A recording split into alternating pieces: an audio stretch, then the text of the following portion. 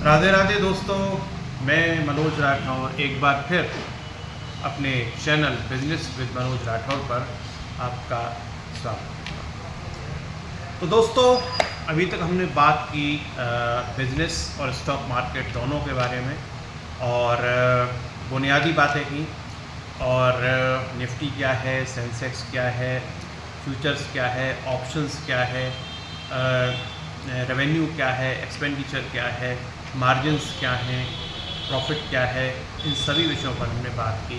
और अब हम आगे बात करते हैं किस तरह से आप अपना डीमेट अकाउंट खोल सकते हैं और किस तरह से आप अपनी ट्रेडिंग की शुरुआत कर सकते हैं, इस विषय पर बात करते हैं। अभी जो वक्त है वो ऑनलाइन ट्रेडिंग का है, हालांकि ऑफलाइन ट्रेडिंग भी होती है। और जैसा कि मैंने शुरू में ही कहा था कि जो स्टॉक मार्केट है वो आपका फिजिकल मार्केट के पैरेलल चलता है, इसी तरह जो हमारी ऑनलाइन जो ट्रेडिंग है वो ऑफलाइन ट्रेडिंग के पैरेलल चलती है। बॉम्बे स्टॉक एक्सचेंज और नेशनल स्टॉक एक्सचेंज में जो बड़े बड़े ट्रेडर्स हैं वो फेस टू फेस एक दूसरे के सामने बैठकर जब ट्रेडिंग करते हैं, उस ट्रेडिंग से ही स्टॉक्स का उस वक्त का करेंट मार्केट प्राइस डिसाइड होता है, और उसके बेसिस पर ही ऑल ओवर इंडिया और ऑल ओवर द वर्ल्ड जो ऑनलाइन ट्रेडिंग है वो चलती है। अब मैक्सिमम जो है वो ट्रेडिंग ऑनलाइन ही होती है, और उसका एक टेक्निकल रीज़न ये भी है कि बॉम्बे स्टॉक एक्सचेंज और नेशनल स्टॉक एक्सचेंज ये दो ही मार्केट है हमारे पास इंडिया में, और दोनों ही बॉम्बे में है ना। तो अब वहाँ अगर किसी को जाकर ट्रेडिंग करनी है, वहाँ पर बड़े बड़े ट्रेडर्स ही करते हैं ट्रेडिंग। हालांकि ऐसा कोई रूल नहीं है कि बड़े ट्रेडर्स ही कर सकते हैं, छोटा ट्रेडर भी वहाँ जाकर ट्रेडिंग कर सकता है, लेकिन आमतौर पर ऐसा होता नहीं है। तो एक तो आदमी बॉम्बे में ही रहता हो, फिर बॉम्बे भी बहुत बड़ा है ना। तो अब आप जहाँ रहते हैं वहाँ से कितनी दूर वो NSE है, कितनी दूर BSE है, उस पर डिपेंड करता है। तो अभी ट्रेडिंग ऑनलाइन ही ज़्यादा होती है, और अभी जितना भी आपके जो शेयर्स हैं वो सब डिजिटल हो चुके हैं ना। पुराना एक वक्त था जब शेयर्स जो होते थे वो बॉन्ड्स होते थे है ना, ऑन पेपर होते थे। अभी पूरा का पूरा डिजिटल है। तो जिस तरह से आपका बैंक अकाउंट होता है, उसी तरह से स्टॉक मार्केट में ट्रेडिंग के लिए आपका किसी न किसी ब्रोकरेज हाउस में एक डीमेट अकाउंट होना चाहिए, उसे हम डीमेट अकाउंट बोलते हैं। मैं तो एंजल ब्रोकिंग लिमिटेड का डीमेट अकाउंट यूज़ करता हूँ पिछले करीब 4 साल से, और मेरा एक्सपीरियंस बहुत अच्छा है इसके साथ। लेकिन एंजल ब्रोकिंग के अलावा भी बहुत सारे ब्रोकरेज हाउसेज हैं, वो आप गूगल पर सर्च करेंगे वहाँ भी मिल जाएंगे। और ज़रोधा है, और आपके HDFC bank, ICICI bank, axis bank, ये सभी जो बैंक्स हैं ये भी डीमेट अकाउंट खोलती हैं। इसके अलावा और भी आपको मिल जाएंगे। तो जहाँ भी आप काम करें, जहाँ भी आप कंफर्टेबल फील करें, आप जो है अपना डीमेट अकाउंट खोल लें। ऑनलाइन भी आप खोल सकते हैं अपने लैपटॉप पर बैठकर, मोबाइल पर बैठकर। और अगर उस शहर में उस ब्रोकरेज हाउस का ऑफिस है, जैसे हमारे मथुरा में तो है एंजल ब्रोकिंग का, तो उस ऑफिस में जाकर भी आप अपना डीमेट अकाउंट खोल सकते हैं।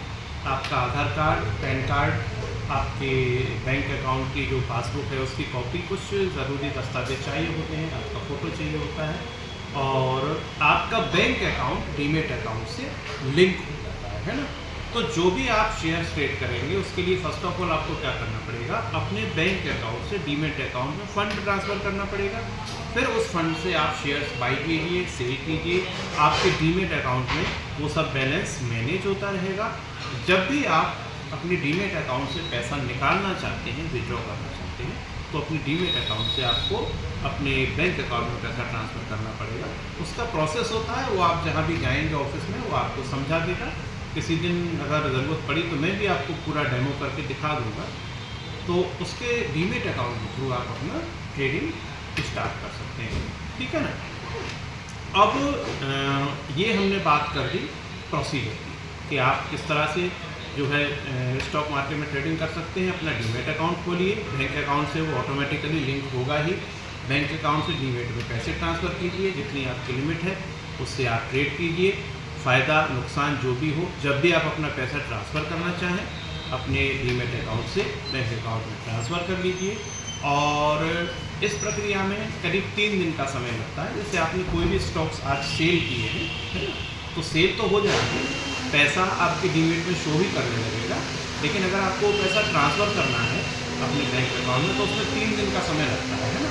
पहले वो ट्रेडिंग बैलेंस में आता है, उसके बाद फिर वो विड्रॉएबल बैलेंस में आता है। तो ट्रेडिंग बैलेंस में आते ही आप उससे ट्रेड तो कर सकते हैं, स्टॉक खरीद तो सकते हैं, लेकिन अगर वो आपको ट्रांसफ़र करना है तो फिर आपको थोड़ा 3 डेज़ का वेट करना पड़ता है। ये एक टेक्निकल बात हमने कर ली डीमेट अकाउंट के बारे में, और ये हमने आपको बता ही दिया कि किसी भी स्टॉक का जो करंट मार्केट प्राइस है, जो इस समय मार्केट में चल रहा है, वो कहाँ से तय होता है। वो बॉम्बे स्टॉक एक्सचेंज और नेशनल स्टॉक एक्सचेंज में बैठकर आमने सामने जो लोग ट्रेड कर रहे हैं, है ना, वो लोग तय करते हैं। जैसे एक बायर है और एक सेलर है ना।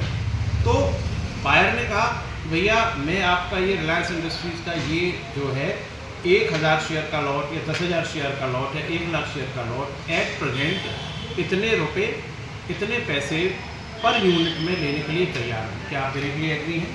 उन्होंने कहा डन। अब वो ट्रेड वहाँ हो गया। जैसे ही वो ट्रेड वहाँ हुआ, करंट मार्केट प्राइस उतना आ गया, अब वो ऑनलाइन भी शो करेगा। अब आप उस प्राइस पर ऑर्डर लगा सकते हैं, है ना। जब भी आप ऑर्डर प्लेस करते हैं तो ऑर्डर प्लेस करने के 2 तरीके होते हैं कि या तो आप उसमें अपना प्राइस लगा दीजिए कि भाई इतने रुपए इतने पैसे का पर जब ये आएगा तो हम इसको बाई करेंगे या इसको सेल करेंगे। तो मार्केट प्राइस जब उसको टच करेगा, आपने जो ऑर्डर प्लेस किया है इतने रुपए इतने पैसे पर, तो वो ऑटोमेटिकली आपके बाई या सेल वो स्टॉक्स हो जाएंगे। अगर आप उसको, दूसरा ऑप्शन उसमें होता है मार्केट। अगर आपने उसको मार्केट कर दिया तो उसका मतलब क्या होता है कि मार्केट में उस समय उस स्टॉक का जो भी प्राइस चल रहा है आप उस पर बाई या सेल करने के लिए एग्री हैं।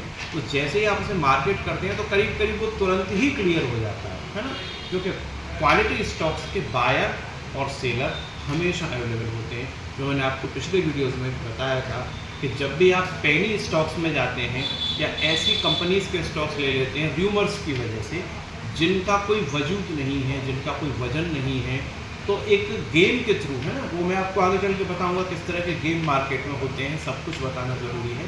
तो एक गेम के थ्रू, एक स्ट्रेटजी के थ्रू 1 दिन 2 दिन 3 दिन तो उन स्टॉक्स में मूवमेंट आता है। उसके बाद क्या होता है, फिर उन स्टॉक्स को कोई ख़रीदने वाला नहीं होता और आपका पैसा उन स्टॉक्स में ब्लॉक हो जाता है। ब्लॉक क्यों हो जाता है? क्योंकि उन स्टॉक्स की जो कंपनीज़ हैं, उन कंपनीज़ का कोई वजूद नहीं है ना, उनका कोई वज़न नहीं है। लेकिन जो क्वालिटी स्टॉक्स हैं, जो हमारे निफ्टी में हैं, सेंसेक्स में हैं, निफ्टी सेंसेक्स के अलावा भी हैं, है ना, जैसे आप अपोलो हॉस्पिटल्स ले लीजिए, नेस्ले ले लीजिए, ब्रिटानिया ले लीजिए, रिलायंस इंडस्ट्रीज ले लीजिए, अल्ट्राटेक सीमेंट ले लीजिए, जेके सीमेंट ले लीजिए, एसीसी ले लीजिए, अडानी पोर्ट्स ले लीजिए, अंबुजा सीमेंट ले लीजिए। All these are the quality stocks. कुछ के मैंने नाम लिए और भी हैं। हमेशा इन स्टॉक्स के बायर और सेलर अवेलेबल है।